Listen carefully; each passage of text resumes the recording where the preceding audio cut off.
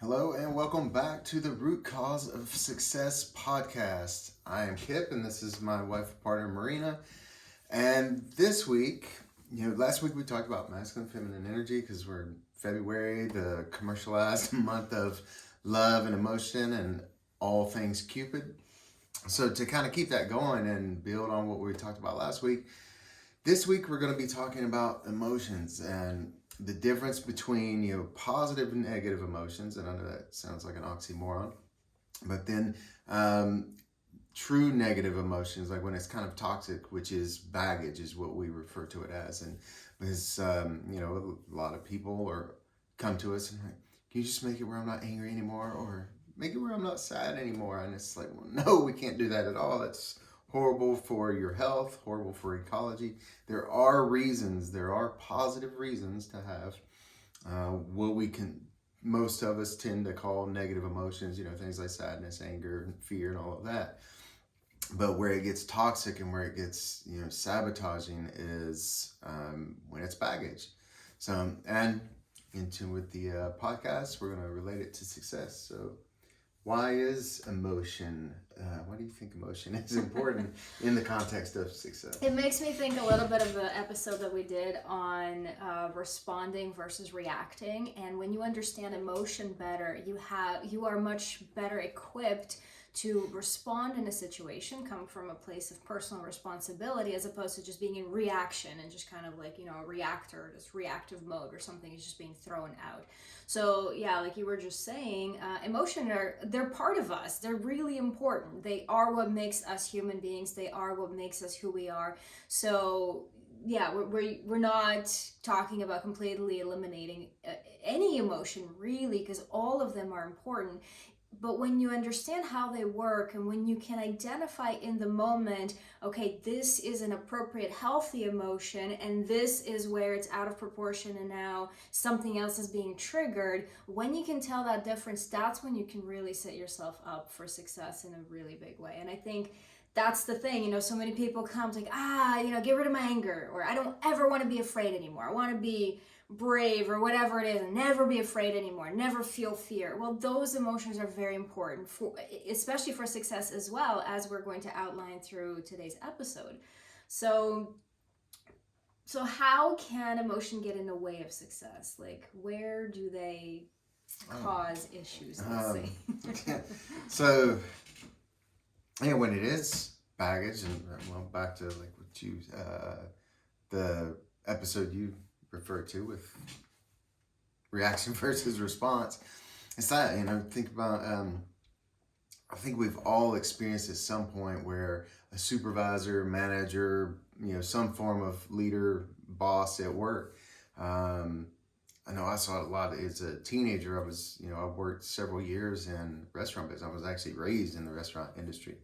And I saw so many people get fired all because it was like a heat of the moment thing. There's, in restaurant terms, it's like we'd be in the weeds, which meant just there's more orders than there are customers, and just you're buried, and it's like we're never going to get caught up, we're so far behind, we're slammed, and it's a 2-hour wait at the door, and it's taking an hour to get anybody their food and all of this, and emotions are high. We're trying to keep customers happy, everybody's stressed out and grumpy, and then there happens to be someone's puppy ran away right before their shift, so they're thinking about that anyway, and then so they're fumbling around, and then next thing you know, there's arguments and there's heat, and and not the good kind of passionate heat for February. We're talking about just the anger that starts building up between us and the fears and all of that, and we explode at each other. We do. Parents do it all the time, especially parents of like newborns, when we're sleep deprived, right? And you're just, whenever we're exhausted, we have less control over our emotions, less control over our state. Reaction mode. Yeah, and it's that fight or flight, and it's same thing. Any of you who are parents, at some point in time, if you've been a parent for more than 10 minutes, you've come really close, at least, to exploding on your child, knowing the whole time it's like it's not them, but it can't control it, and that's what it is, and it happens so much in business, it happens in relationships, and oftentimes when it's in relationships, it's a fear of abandonment.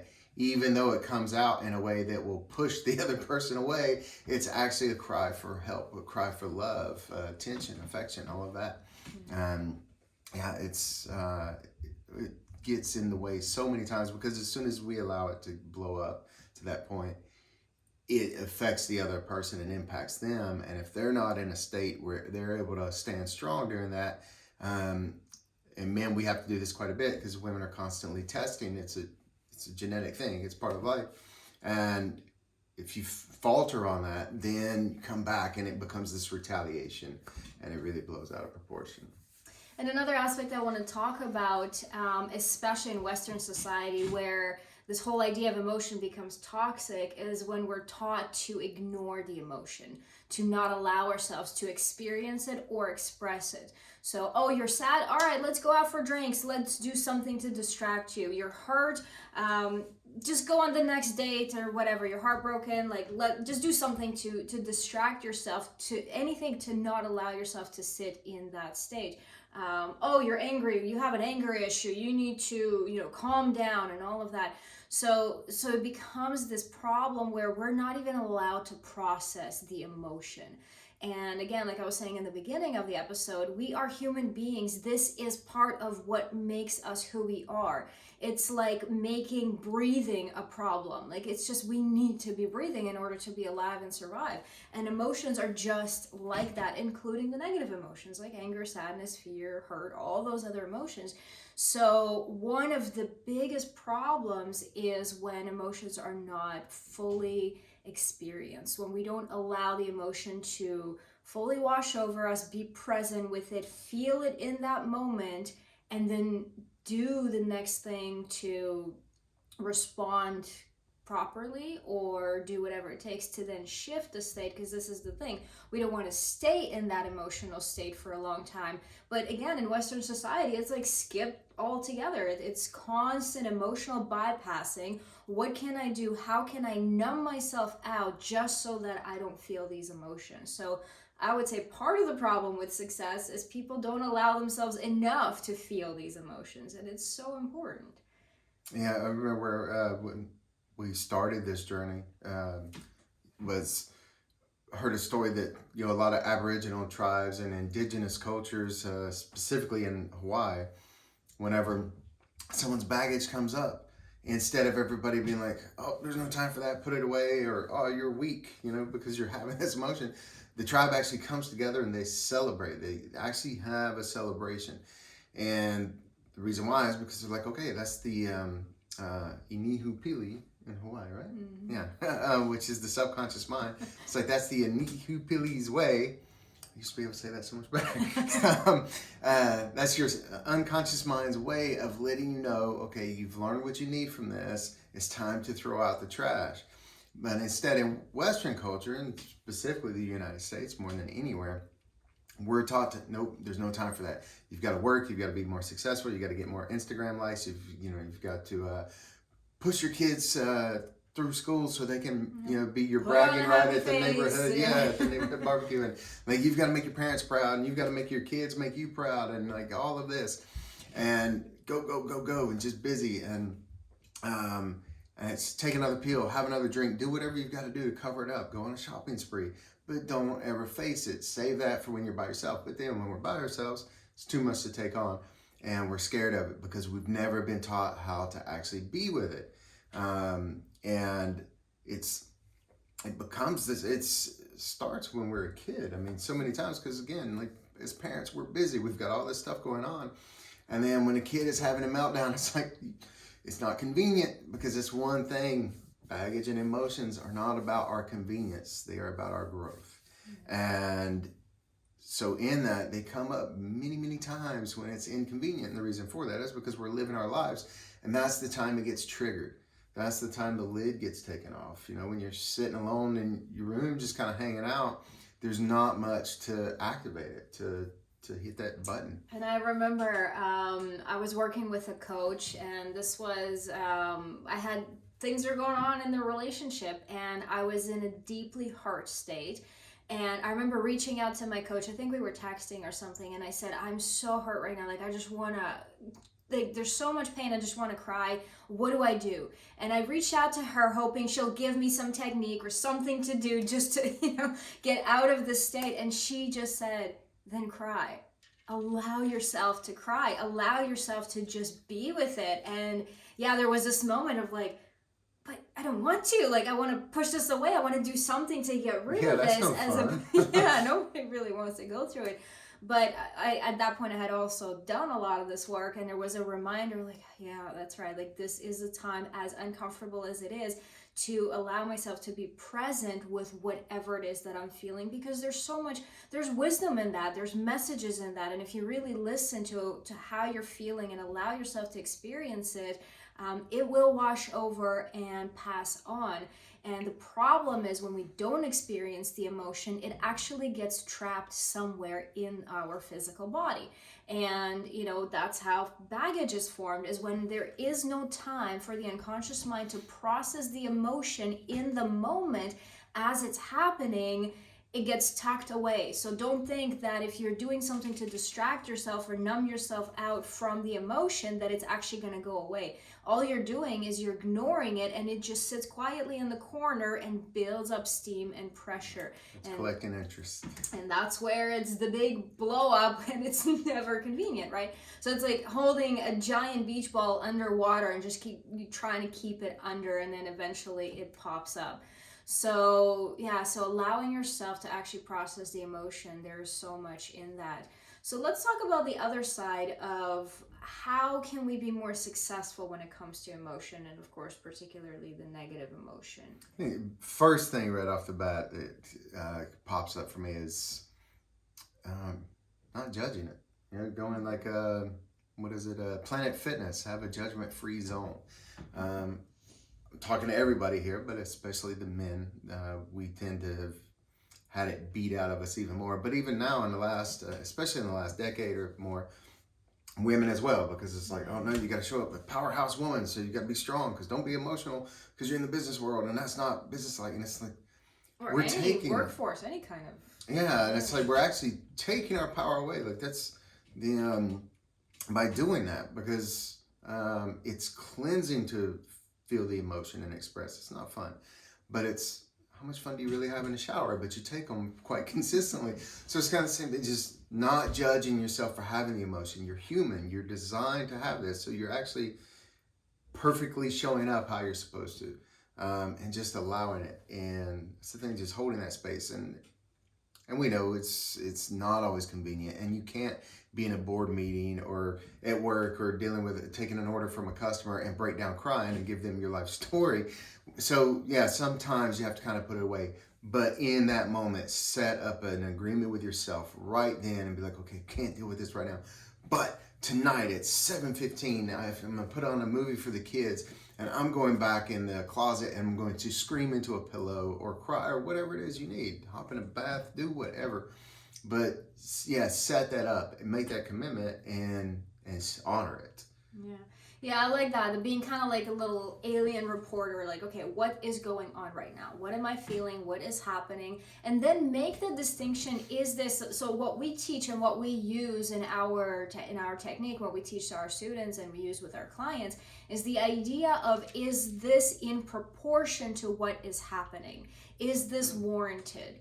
Okay, so if you're driving down the street and like you're driving on the road in your car and somebody cuts you off and you get so angry that you want to like run them over, like that's like, take a moment in that moment and actually become aware of that and go, oh, okay, that's a little out of proportion. Like, okay, what is going on? And then get curious about that, because there is something underlying that, essentially baggage, that is coming up to the surface. And like you were just saying earlier, it's a cause for celebration, because, oh, I just uncovered something new that I can heal, release, and let go. Otherwise, you're just holding all of these beach balls under the water, hoping that none of them pop, okay? And by pop, I mean to the surface. But then when it does come to the surface, see it as a way to alleviate the pressure. Like, oh, okay, I can let this one go. I can be present with it. I can process the emotion, and then I can let it go. and do the release work that's required to actually fully let it go, as opposed to shoving it back down. And it reminds me a couple of things that, you know, we've talked about over previous episodes. One is the whole idea of dissatisfaction. If you never pay attention to your negative emotions when you're angry and frustrated because you're showing up to the same job that is completely depleting you of passion and excitement in life, that's something to pay attention to. And maybe it's a little bit out of proportion, but at that point it's really screaming at you, really trying to get your attention. So if you sit down and listen to it and really get in alignment with your heart, you will realize that this anger and frustration that keeps showing up at work is because you're out of alignment with your truth. You're not fulfilling your purpose. So if you take the time to really identify that, it can actually lead you to something so much more beautiful and allow you to expand into who you're meant to be, as opposed to constantly contracting and shoving it down and putting even more pressure on the lid. And the other thing that it makes me think of is trauma. If you think about the animal kingdom, when an animal goes through some sort of traumatic episode, like, you know, the gazelle is what did it do? Hopping or frolicking. Yes, through the meadow, and then the lion or tiger, whatever, jumps out. The gazelle will experience trauma. Well, once a gazelle is in a safe space and the trauma is over and the lion's out of sight or the tiger's out of sight, the gazelle will actually process the emotion by shaking it out. Okay, it doesn't just go, oh, let's never think about that again. It actually allows itself to fully experience the emotion to the point where they physically shake. We don't allow ourselves to do that. We don't go to that point. We just go, oh, let's just numb it out. Let's just pretend like it isn't there. But again, it's just adding more and more pressure under the lid. Yeah, breathe and shake. And we actually do it naturally as well. It's just, again, we've been taught not to. It's just put it away. And as a kid, if you were moving around or whatever, that's what that was. A lot of times was the movement, getting emotions out. They were sitting around in the body, and we're told, stop fidgeting, sit still, you know, be quiet, just behave. And you know, something else that came up while you were talking is, you know, just trust the process. Our minds are so much more amazing than we realize. And you know, when you have a cut somewhere, or you've got a broken bone or whatever, so you put something on it to protect the wound, you know, from getting worse or getting infected or getting bumped or anything. So there's a Band-Aid on it, there's a cast, there's something. But then you forget about it. You don't sit there all day like, well, why is it healing this way? Why is it not healing? Like, why is it not healing faster? Like, what's, you know, going on about it? And that's what's going on with the emotion. That's why when stuff pops up, that's the mind engaging us, like, hey, here's something that needs your help with the release on the conscious end and the physical end, because everything's happened internally that can. Until you do that, then we can level up. And it's the same thing. So, you know, just like with a wound, occasionally we have to change the dressing on it. We have to clean it once in a while. But we don't have to do that all day nonstop. It's not a conscious process. It is a subconscious process, unconscious process, and same way with the emotions. So it's just relaxing into that and just understanding that when they come up, there's a time for it. And that takes us, you know, back to the whole celebrating when it happens thing. It's like, that's why it's like, whoa, my healing has just up leveled. And even though I'm not conscious of what's going on, or, you know, the learnings that I've got from this, most likely there may be an exception to that, but it's like at an unconscious level, I do and I have, and that's where the real magic happens. Anywhere, all behavior, all change, all healing is done at the unconscious level. So. And emotions are in the domain of the unconscious mind. So when you experience emotion, it's actually your unconscious mind communicating to you. There's a message in that. So our success tips for today are, whenever you feel an emotion in the moment, take a moment and be with it. Even if it feels like, you know, I can't do this right now, you can always breathe.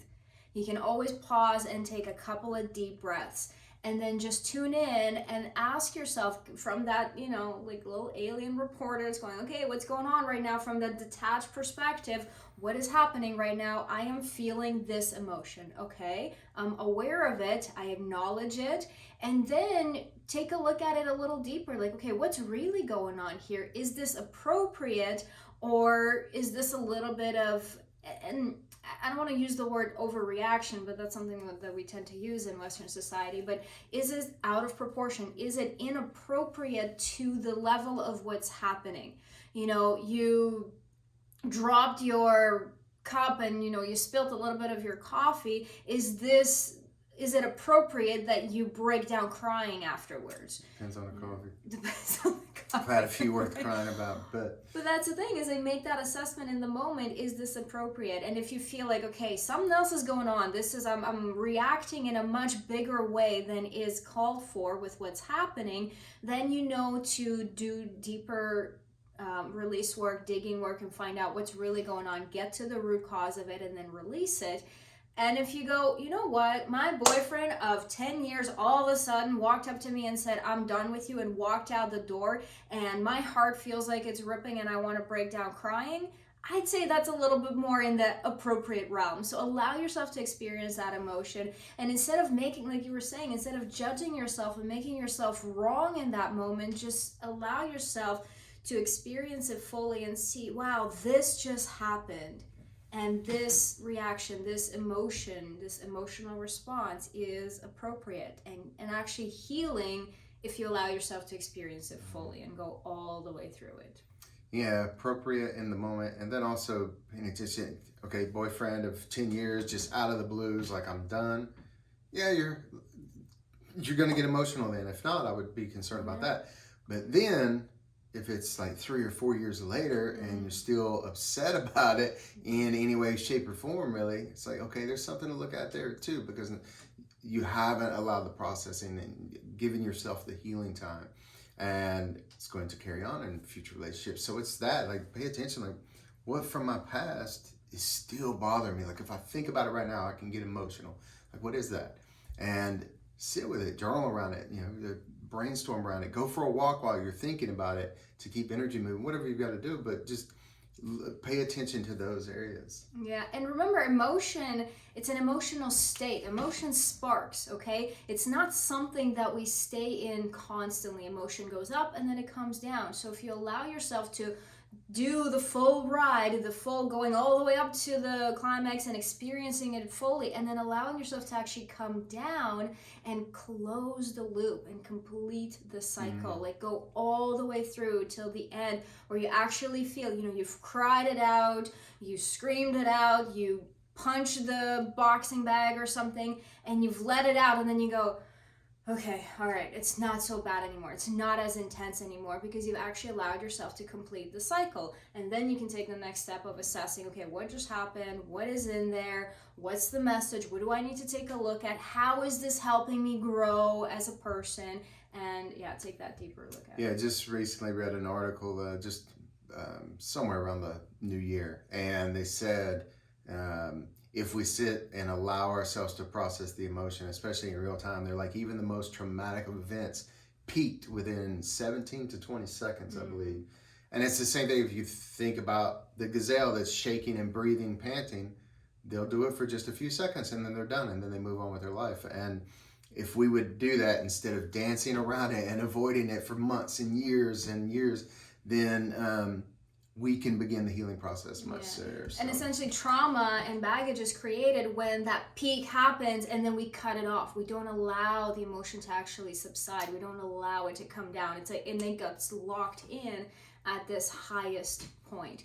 So that's how when you allow yourself to process the emotion all the way through and then get curious about what just happened, that is how you get to move towards success. Yeah, so just give yourself that 20 seconds to get through the worst of it, and then it's smoother sailing after that. And then once you get it cleaned up, the excess surplus that's been stored away, it gets faster and it gets smoother and it gets easier. Yeah. And the more of these beach balls you allow out and actually release, you're going to feel so much lighter. The less you have to hold. You've got 20, most of us have 20 beach balls under the water and we only have 2 arms, and we're causing even more stress trying to hold them under. If we would just let it go, it would be great. So, in the words of Frozen, let it go. And also in the words of, I can't remember his name, but it came from the Indiana Jones, the 3rd installment, let it go, Indiana. It's just, it's not worth holding on to. It's so much better just to let it go and be at peace and be healed. So you can be successful in relationships moving forward, or in your job, or as a parent, or in your health and fitness, whatever it is. You deserve it, and we want it for you.